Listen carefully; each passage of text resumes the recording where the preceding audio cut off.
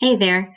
For this one, we're in our second lesson, taking a look at Inscribed and Circumscribed circles tutorial, and we're in our second lesson activity on slide 14, looking at circumscribed circles of a triangle. So whereas with the last one that we looked at, we took the circle and put it inside of the triangle, with this one, we are looking at taking a triangle and putting it inside of a circle, or a circle outside of a triangle in GeoGebra. So if we're looking, I'm going to scroll down to the directions where it says to open GeoGebra. And to start with this one, it says create triangle ABC of your choice. So I'm going to go in, create my triangle, A, B, C, and close the triangle off. And then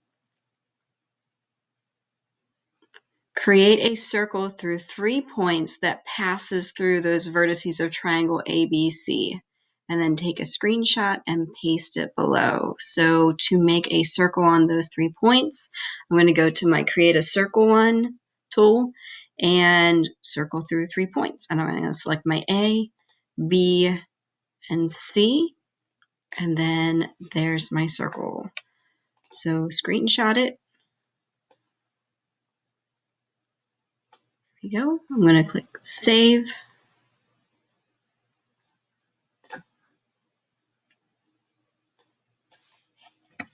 going to save it to my desktop to make it super easy to find. I'm going to go back in, insert image.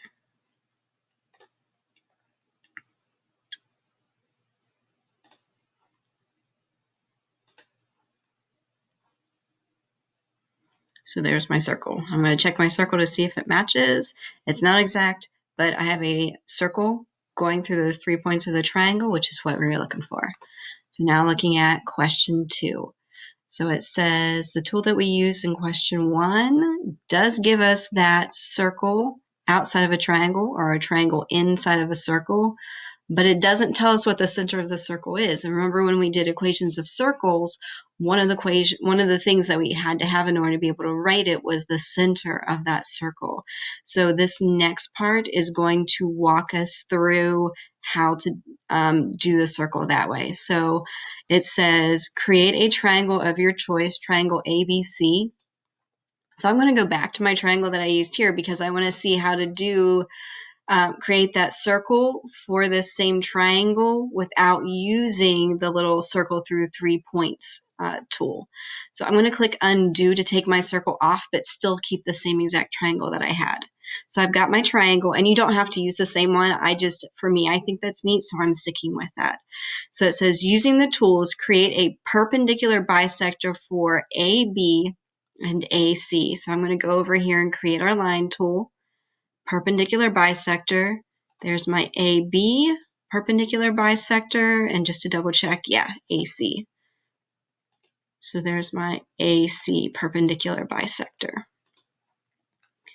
Place a point at the intersection of the perpendicular bisectors and label that point D. So I'm going to go in and select my pick a point. That intersection between those two perpendicular bisectors is right there. And then create a circle with center D passing through one of the vertices, either A, B, or C. So I'm going to go pick my make a circle, and I'm going to do a circle with a center through a point that I pick. So I'm going to go D, I'm going to go to C. And if we've done it right, it goes through all 3 points just like it did on the last one, and that one does, so we're doing okay. And then it says, take a screenshot of your result and then paste it below. So screenshot.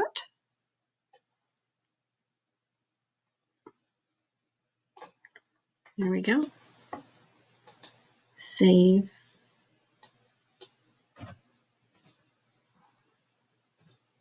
Then insert below.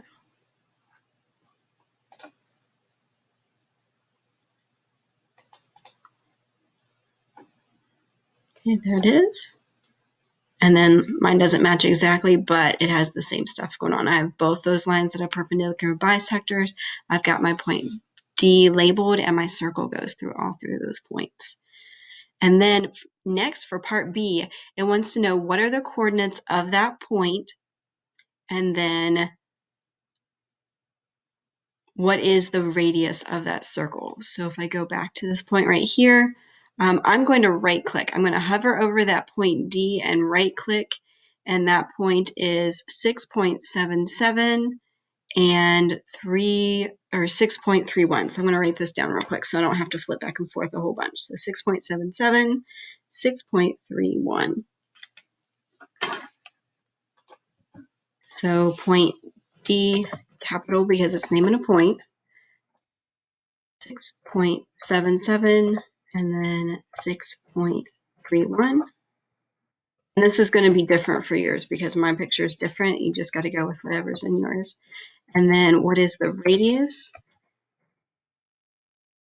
The radius is going to be equal to, so if I'm looking for the radius of my circle, I need to know the distance from the center to one of the points on the outside of the circle. So I'm going to use one of those 3 points that I have there. So I'm going to use this tool that calculates things for us. Select distance or length, pick D, and then to C, and that distance, that radius is going to be 2.8. So 2.8, then submit. And so this is just an example of what fits their circle here. So this number here is not going to match the number that you have there. And you don't need all those words. Like this is just enough. That lets me see what you did, lets me be able to match it up to the picture that you made and see what your radius was. And then for the self-evaluation, the how did you do, just how close were you to matching what they had, the big important points, like the points being on the circle, were you able to create that, those kinds of things. And then you grade yourself on a scale of 1 to 5. And then for the brief evaluation, I'm not looking for anything big, just kind of your big thoughts that pop out to you about what you created and how close you were or were not, or something that you thought was neat about what you created. So if you've got any questions from there, let me know. And I'll talk to you guys next time.